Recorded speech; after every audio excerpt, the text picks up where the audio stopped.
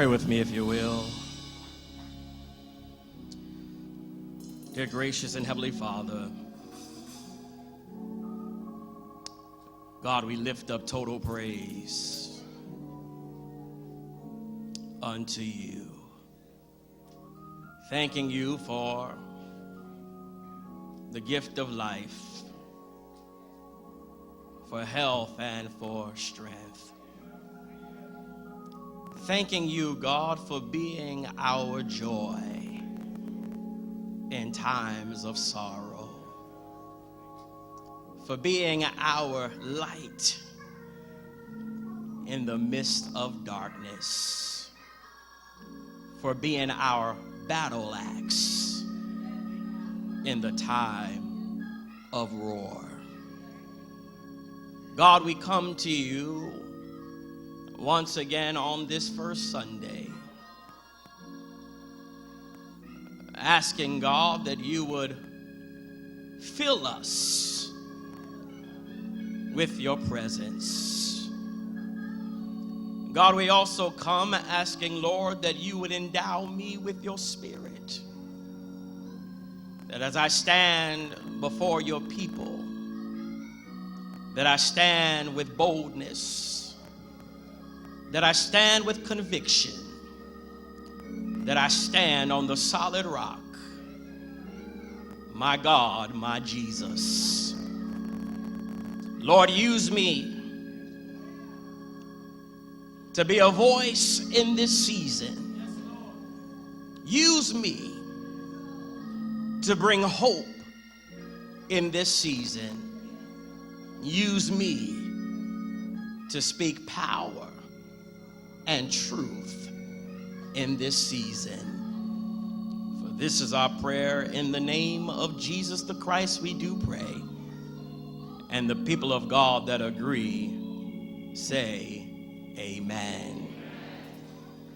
You may be seated in the presence of the Lord.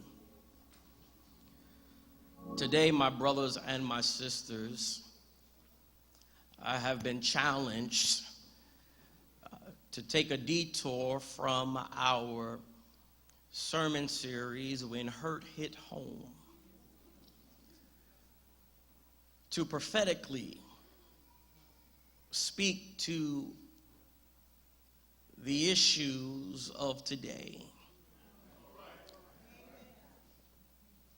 to speak for those who cannot speak, to speak in such a way that the truth of God continues to prevail. This is not your typical Sunday morning sermon, but it is one that needs to be spoken in times like these. If I was to utilize a passage for this Sunday morning, I would look at Daniel, the 3rd chapter, and the 16th verse, where Shadrach, Meshach, and Abednego answered and said to the king, O Nebuchadnezzar, we are not careful to answer thee in this manner. If it be so, our God whom we serve is able to deliver us from the burning fiery furnace, and he will deliver us out of thine hand, O king. But if not, be it known unto you, O king, that we will not serve thy gods, nor worship the golden image which thou hast set up. If I was to attach a title to this sermon, it would simply be, just put me in the furnace.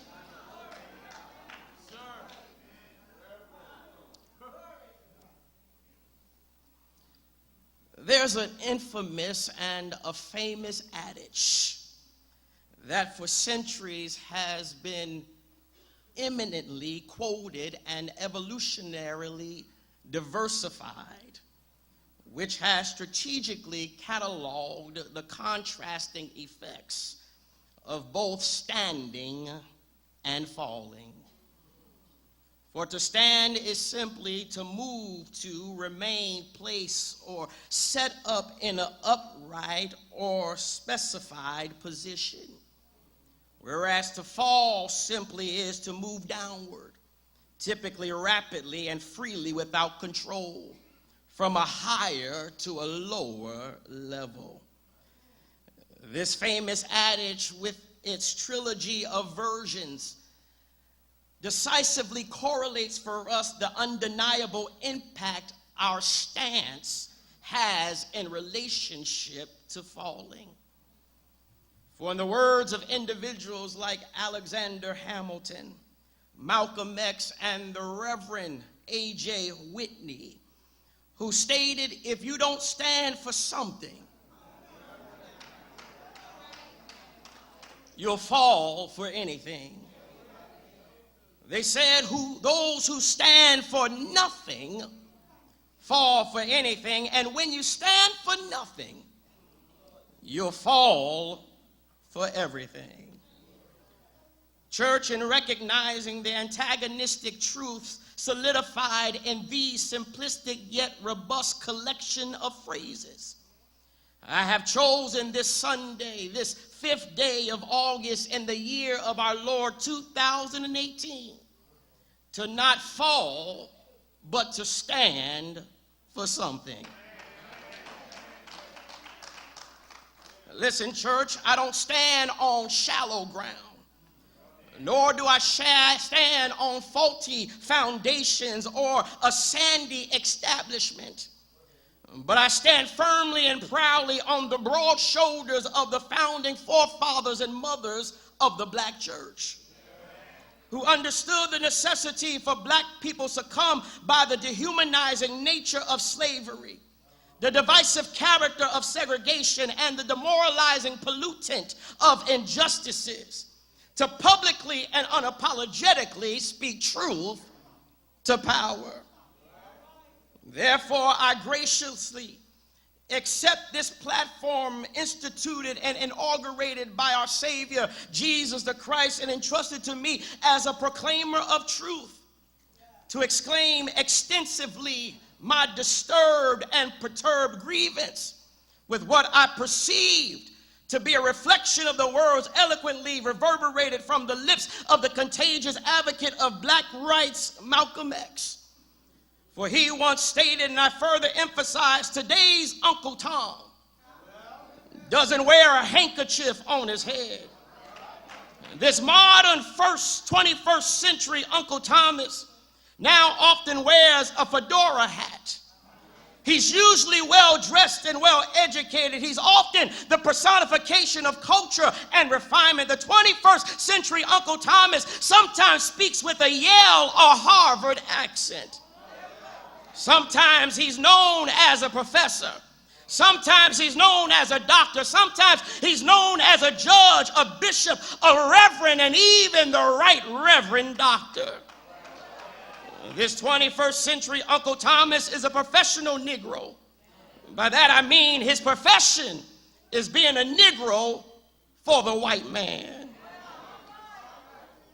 Now, please understand that by no means am I articulating consciously, subconsciously, or unconsciously that I am a racist, nor am I intentionally trying to publicly discredit our perceived modern day prophets. However, in the spirit of transparency, I do need for you all to know, those whom I am privileged to pastor, that I am publicly notarizing this truth, that they don't represent me.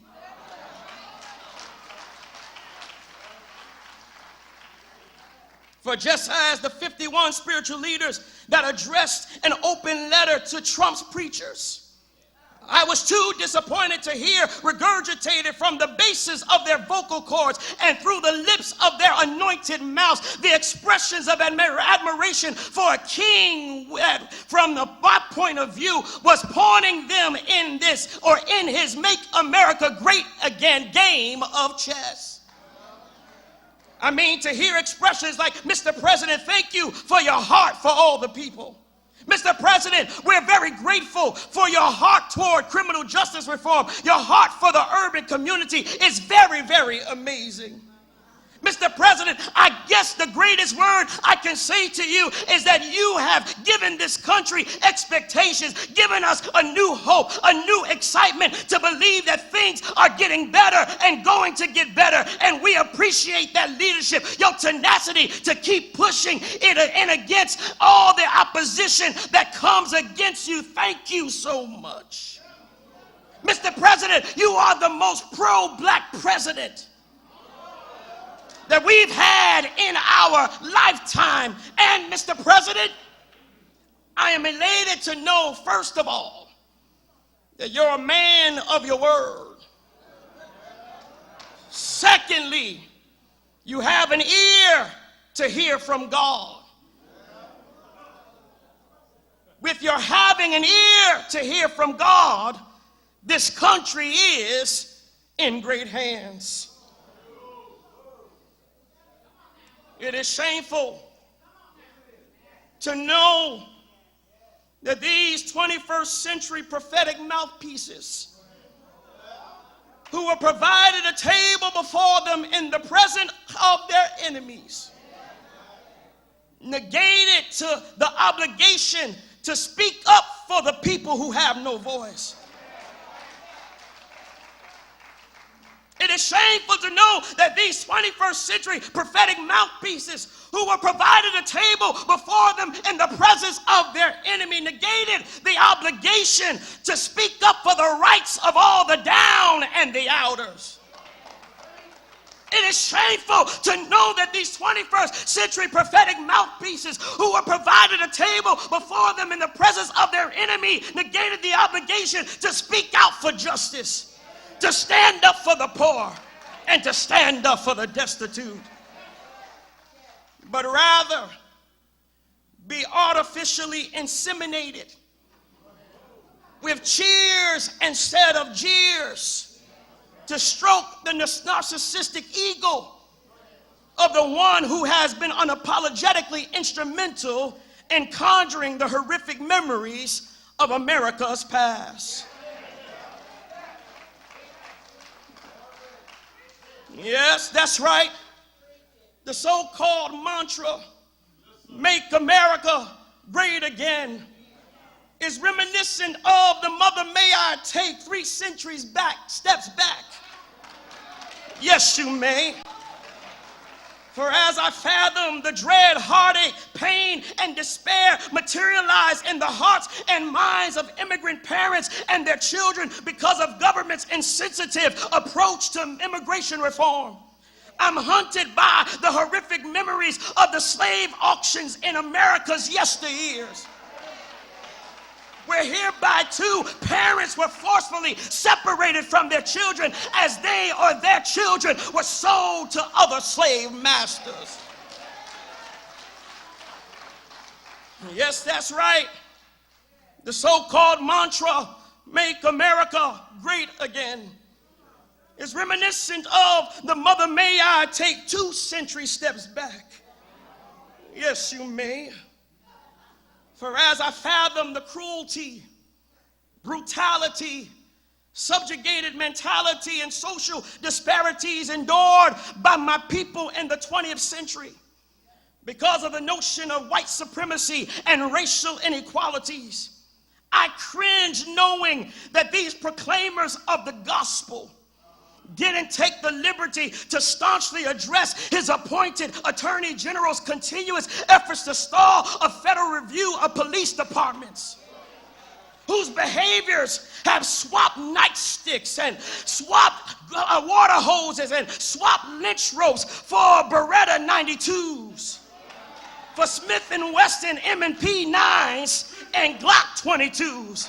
that claimed the lives of Freddie Gray, Sam DuBose, Philando Castile, Alton Sterling, Eric Gardner, Michael Brown, just to name a few.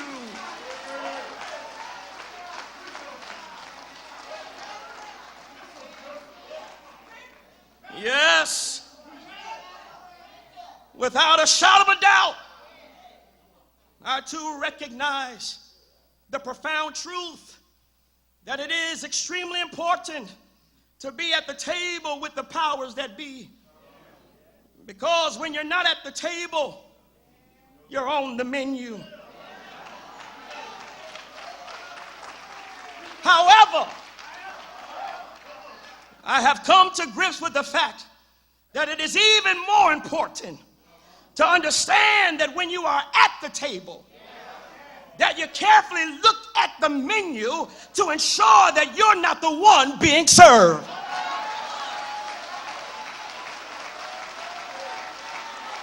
I just got to say that again. I said it's important that when you are at the table, when you're sitting at the table, that you make sure that you take a good look and see as to whether or not you're the one that's being served.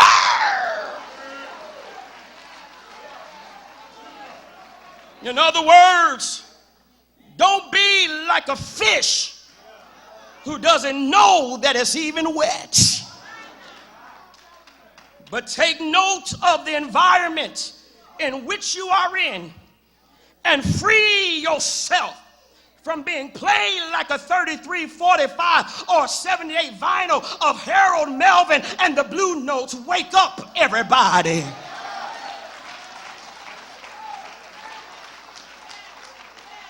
For as I stand before you today, St. John, I stand reminded of the words recorded for us in Proverbs 23, verses 1 through 8.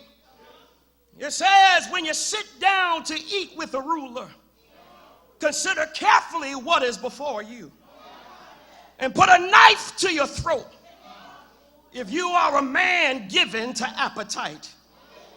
Do not desire his delicacies, for they are deceptive food. Do not overwork to be rich, because of your own understanding cease. Will you set your eyes on that which is not? For riches certainly make themselves wings. They fly away like an eagle toward heaven.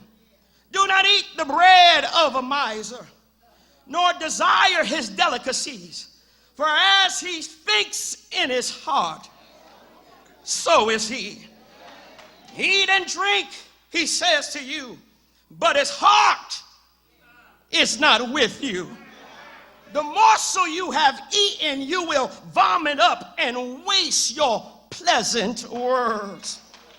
Yes, as we have unfortunately succumbed to a similar political climate as did the prophets of old, we must not cower under the pressures of scripted, politicized agendas, but embrace the same courage of Amos, embrace the same courage of Jeremiah, embrace the same courage of Isaiah, and stand before the powers and the principalities, the kingdoms and the rulers of this world, calling them into account with the words, thus saith the Lord.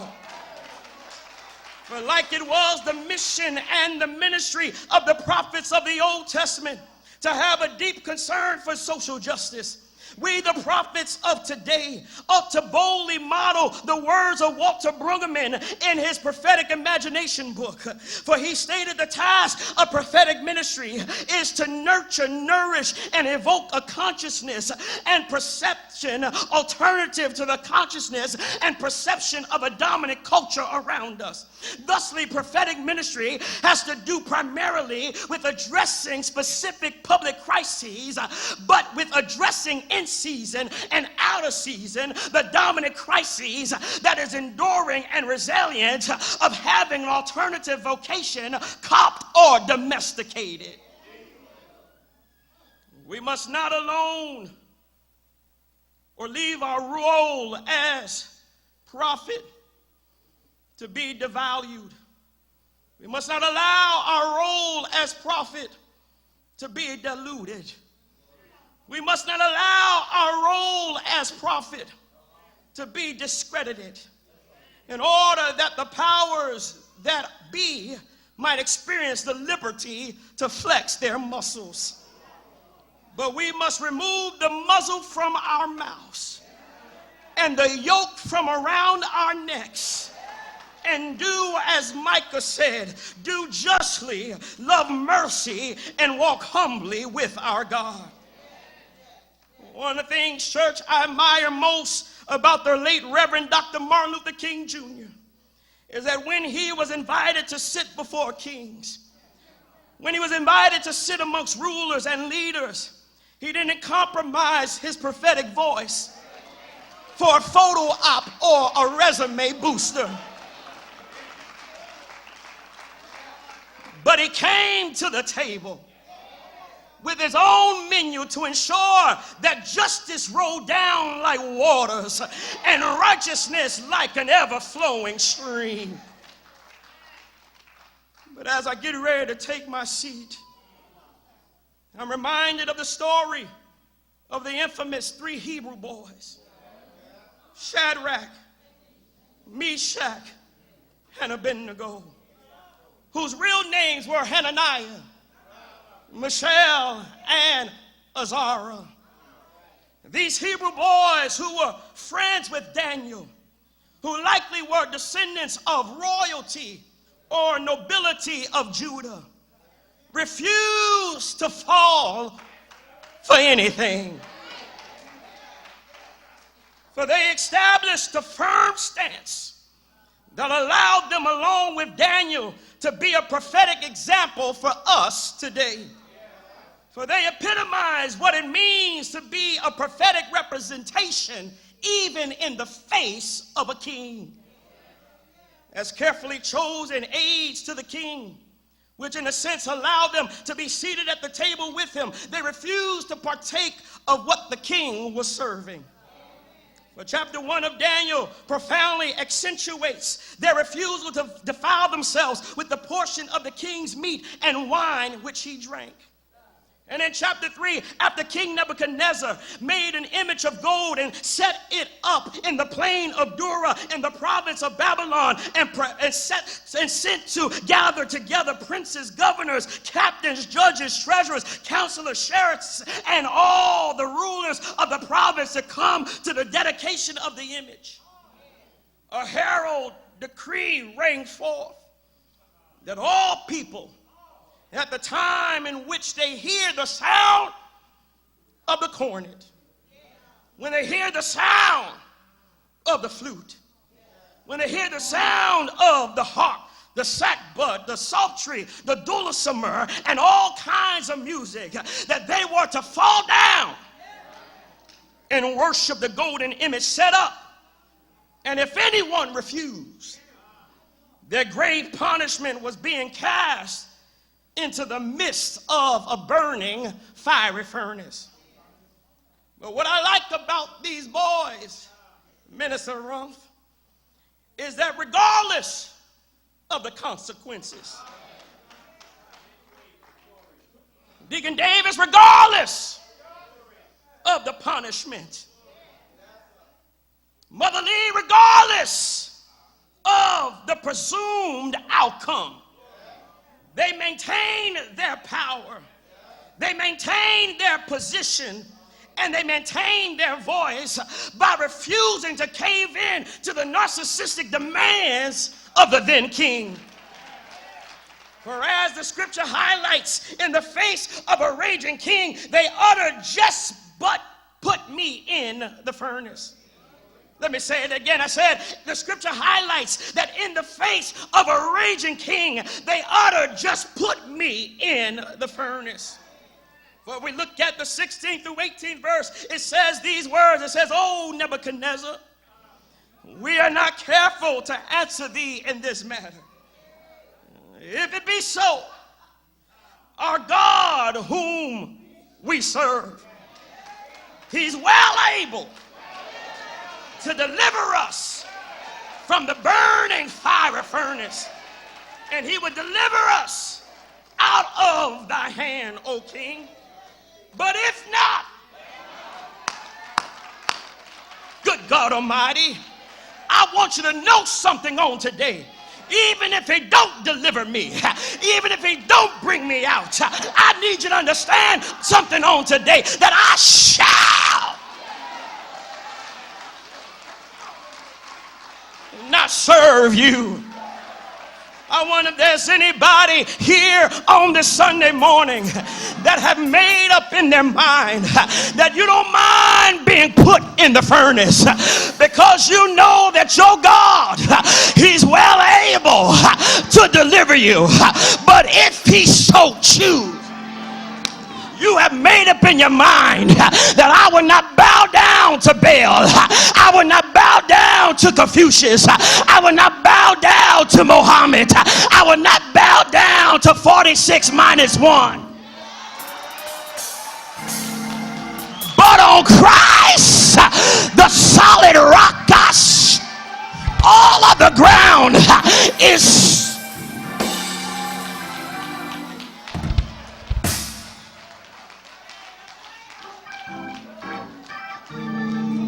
And so I'm talking to the people that I serve. I'm talking to the people that I shepherd. I'm talking to the people that I pastor. I need you to understand something today, that I stand before you all today just as the 3 Hebrew boys stood to declare that if there be a choice between becoming Uncle Tom's and the furnace, just put me in the furnace. If there is a choice between compromising my voice and the furnace, just put me in the furnace. If there be a choice between turning a blind eye to the realities of the black community and the furnace, just put me in the furnace. If there be a choice between losing my prophetic privilege, prophetic calling, and the furnace, just put me in the furnace. If there be a choice between negating my obligation to act justly, to love mercy, and to walk humbly, and the furnace, just put me in the furnace. If there be a choice between relinquishing an opportunity to serve a menu that ensures justice rolls down like water and righteousness like a flowing stream, and the furnace, just put me in the furnace. And yes, if there's a choice between me surrendering the occasion to speak up for the people who have no voice, to speak up for the right and the down outers, to speak out for justice, to stand up for the poor and the destitute, and the furnace, I need you to understand, just put me in the furnace, because I know, like Shadrach knew, I know, like Meshach knew, I know, like Abednego knew, that if it be so, my God shall deliver me from the burning fire, deliver me out of the king's hand. Can I get a witness who knows today that he will? Yes, he will. He will. Yes, he will. Somebody, anybody, make a liar out of the devil and declare, just put me in the furnace. My name is Reverend Dr.